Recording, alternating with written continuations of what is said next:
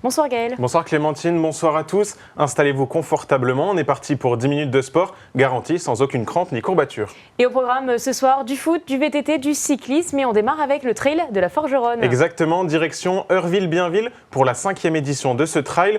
2 courses adultes, 2 courses enfants et même une marche. Julien Debrunier était dimanche matin, regardez.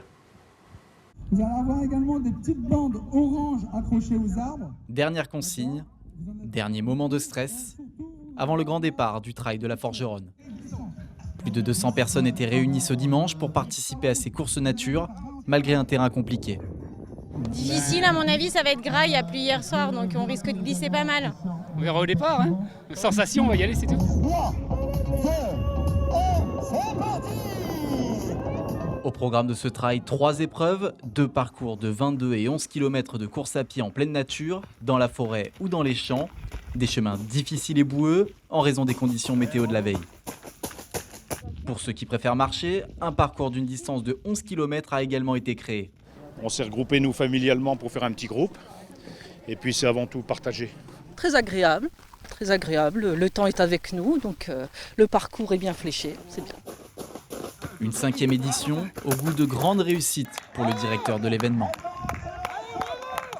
Alors ça s'est très bien passé, apparemment on n'a qu'un seul blessé, il fait très beau, c'est pas trop glissant, donc on est très satisfait de la course. Les retours que j'ai des coureurs, apparemment très très beau parcours, très bonne ambiance, donc je crois que tout est positif pour l'instant.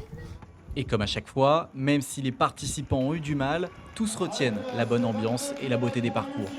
Oui, sensation bonne, les bénévoles impeccables, 3 ravitaux avec solide, liquide, franchement pour une petite organisation, génial. Non, j'étais très contente, je savais pas du tout où étaient les autres filles. En fait, j'ai couru tout le long toute seule, donc j'avais pas la notion. Donc j'ai continué, je me suis dit on verra bien. Après avoir fini 3e il y a 2 ans, la 5e édition a été la bonne pour Clémence, grande vainqueur féminine du 22 km. C'est bizarre, on t'a pas vu sur les images Clémentine. Si on m'avait passé, mais je courais trop vite pour notre reporter. Un autre événement local aurait dû avoir lieu ce week-end, Gaël, c'était le critérium de cyclisme de Saint-Dizier. Oui, c'est ce qui était prévu, mais voilà, aucun cycliste n'a finalement roulé au centre-ville vendredi soir, faute d'un nombre d'inscrits suffisant. Les organisateurs et la mairie ont tout simplement décidé d'annuler cette 12e édition. Habituellement, c'est organisé fin juin, début juillet, mais là, ça collait avec le passage de la flamme olympique et les législatives anticipées. Il a donc été décalé début septembre, une date qui pose un peu souci. Antoine Langard, le président du CB52, à la baguette de ce critérium, nous a donné son avis. Je pense que la date ne convient pas. Là, on est la semaine de la rentrée. Les gens ont la tête à la reprise du travail, la reprise de l'école, les enfants à s'occuper, etc.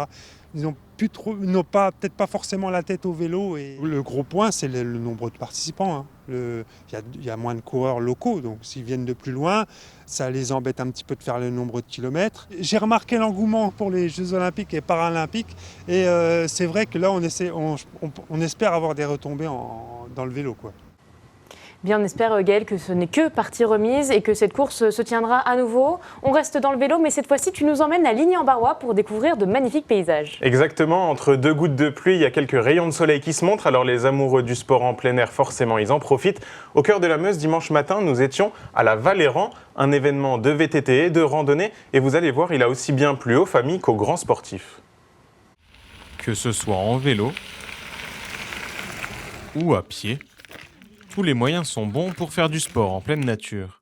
En plus il fait beau et puis ça fait profiter d'une belle journée, en bonne compagnie, on vient s'oxygéner. La Valéran, événement VTT et randonnée référence dans le Pays barrois, était de retour ce week-end pour sa 16e édition. Pour l'occasion, un nouveau petit parcours de 5 km adapté aux enfants a été balisé pour les randonneurs. On a invité tous les enfants des écoles à venir gratuitement participer à la randonnée cette année.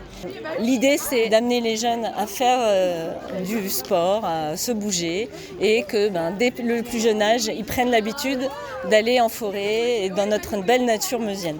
Sur l'ensemble des parcours, du familial au plus sportif, tout le monde était ravi. Il fait beau, le temps est idéal, donc c'est propice à faire une bonne marche. Voilà. Et le but d'être tous ensemble déjà, et puis de découvrir des nouveaux sentiers dans les alentours.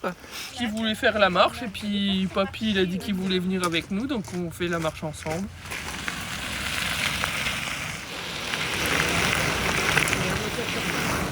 Ça se passe plutôt pas trop mal, même s'il y a un petit départ un petit peu gras avec une bonne montée pour nous casser un petit peu les pattes. On a été tout de suite dans le cardio, mais c'est vrai que c'est super sympa pour le moment. Les singles sont quand même super bien tracés.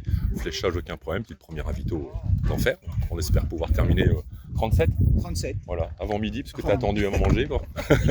Une mise en lumière du territoire meusien renforcée par le département avec son label Terre d'échappée par nature. On utilise notre terrain de jeu, qui sont les paysages magnifiques de la Meuse, pour proposer ce genre d'activité.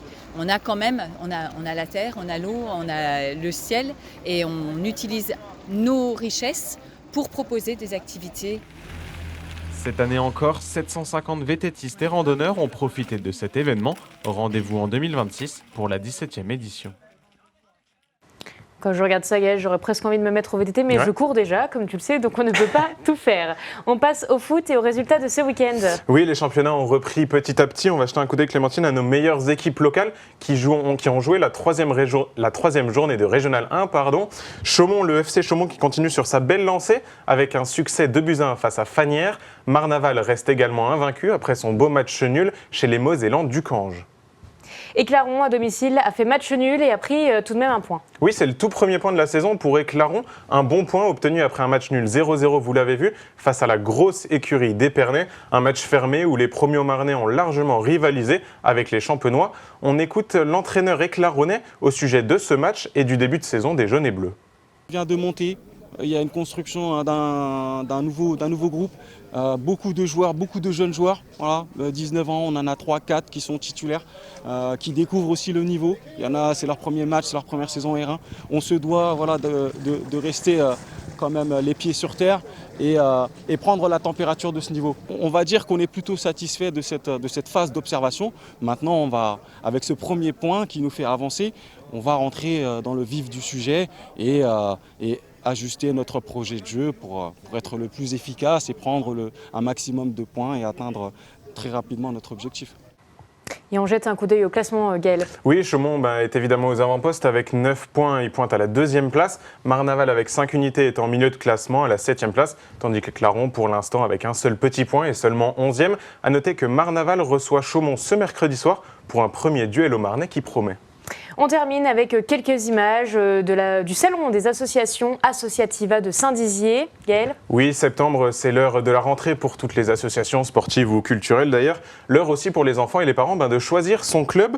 En même temps que la fête du sport à Bar-le-Duc ou le salon des assos à Chaumont, c'était Associativa samedi à Saint-Dizier.